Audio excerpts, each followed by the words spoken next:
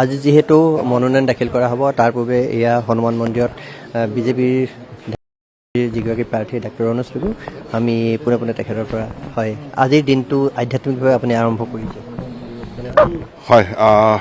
নিৰ্বাচনৰ বাবে সাজু হৈছোঁ আজি মই ভাৰতীয় জনতা পাৰ্টীৰ প্ৰাৰ্থী হিচাপে ধেমাজিত মনোনয়ন দাখিল কৰিম মনোনয়ন দাখিলৰ পূৰ্বে মই হনুমান মন্দিৰত পূজা এভাগ আগবঢ়ালোঁ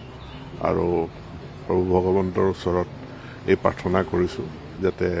ধেমাজি বিধানসভা সমষ্টিৰ এই নিৰ্বাচনত আমি জয়লাভ কৰিব পাৰোঁ ৰাইজৰ আশীৰ্বাদ লাভ কৰিব পাৰোঁ সেয়ে মনোকামনা কি ক'লে আত্মবিশ্বাস 100% আত্মবিশ্বাস আছে কোনোবাখিনি প্ৰত্যাহ্বানৰ সন্মুখীন হ'ব নেকি প্ৰত্যাহ্বানটো সদায় নিৰ্বাচন প্ৰত্যাহ্বান আমি নিৰ্বাচনটোক খুব পাতলভাৱে গধুৰ দায়িত্বশীলতাৰে কাৰণ পুনৰবাৰ আমি চৰকাৰখনক ক্ষমতালৈ আনিব লাগিব আৰু যি চৰকাৰৰ হাতত অসম সুৰক্ষিত হ'ব গতিকে ৰাষ্ট্ৰৰ কাৰণে দেশৰ কাৰণে এইটো এটা গুৰুত্বপূৰ্ণ দায়িত্ব এই গুৰুত্বপূৰ্ণ দায়িত্বটো আমি গভীৰ দায়বদ্ধতাৰে লৈছোঁ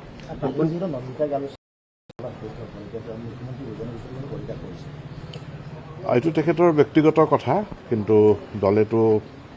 সকলোকে টিকেট দিব নোৱাৰে এটা সমষ্টিত এজনকে টিকেট দিব আৰু বাৰে বাৰে টিকেট দিয়াৰো প্ৰশ্ন নুঠে গতিকে দলে হয়তো যি ধৰণে বিচাৰ বিবেচনা কৰিছে মই ভাবোঁ দলৰ প্ৰতি দলৰ সকলো সদস্যা দলৰ প্ৰতি অনুগত হৈ থাকিব লাগে দল প্ৰথম ব্যক্তি দ্বিতীয় হ'ব লাগে গতিকে মইতো আশা কৰিম যে সকলোৱে যিসকলে দল ত্যাগ কৰিছে তেওঁলোক আকৌ দললৈ ঘূৰি আহিব কোনকেইটা দিশৰ প্ৰতি লক্ষ্য ৰাখি এইবাৰ পুনৰ বিজেপিয়ে জয়লাভ কৰাৰ সম্ভাৱনা আপুনি দেখিছে মূলতঃ সুৰক্ষিত অসম বিকশিত অসম আৰু বিকশিত অসমৰ প্ৰতিচ্ছবিখন আমি যোৱা 10টা বছৰে খুব সুন্দৰভাৱে দেখিছোঁ যে অসম কেনেধৰণে আগুৱাই গৈছে আমি এখন ৰাজ্যৰ পৰা এতিয়া ভাৰতবৰ্ষৰ ভিতৰত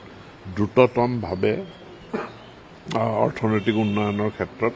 আগবাঢ়ি যোৱা 45% গ্ৰোথেৰে আগবাঢ়ি যোৱা এখন ৰাজ্যলৈ আমি ৰূপান্তৰিত হৈছোঁ দ্বিতীয়তে অসমত দীৰ্ঘদিন ধৰি অস্তিত্ব ৰক্ষাৰ আন্দোলন বিভিন্ন জাতি জনগোষ্ঠীৰ তেওঁলোকৰ স্বাধিকাৰৰ আন্দোলন এইবিলাক চলিছিল আৰু সেই সকলোখিনি সামৰি ভাৰতীয় জনতা পাৰ্টীয়ে যি সুৰক্ষিত অসমৰ পৰিকল্পনা প্ৰস্তুত কৰিলে যি অসমলৈ শান্তি ঘূৰাই আনিলে আৰু সকলো আশ্বস্ত হৈছে যে আমাৰ অস্তিত্ব বা আমাৰ ইয়াৰ বিভিন্ন জনগোষ্ঠীসমূহৰ স্বাধিকাৰ অসমত এতিয়া বিজেপিৰ NDA চৰকাৰৰ অধীনত সেইখিনি সুৰক্ষিত হৈছে গতিকে সুৰক্ষিত অসম বিকশিত অসম এই শ্লোগানতে দ্বিতীয়বাৰৰ বাবে অসমৰ ৰাইজে NDAক ক্ষমতাত অধিষ্ঠিত কৰিব বুলি আমাৰ দৃঢ় বিশ্বাস ৰাষ্ট্ৰীয় পৰ্যায়ৰ কোনো ষ্টাৰ কেম্পেইনাৰ আপোনাৰ সমষ্টিলৈ অহাৰ মাননীয় প্ৰধানমন্ত্ৰী নৰেন্দ্ৰ মোদী ডাঙৰীয়া অহা 1 তাৰিখে তেওঁ ধেমাজি সমষ্টিত আহিব কিন্তু সেইটো কেৱল ধেমাজি সমষ্টিৰ সভা নহয়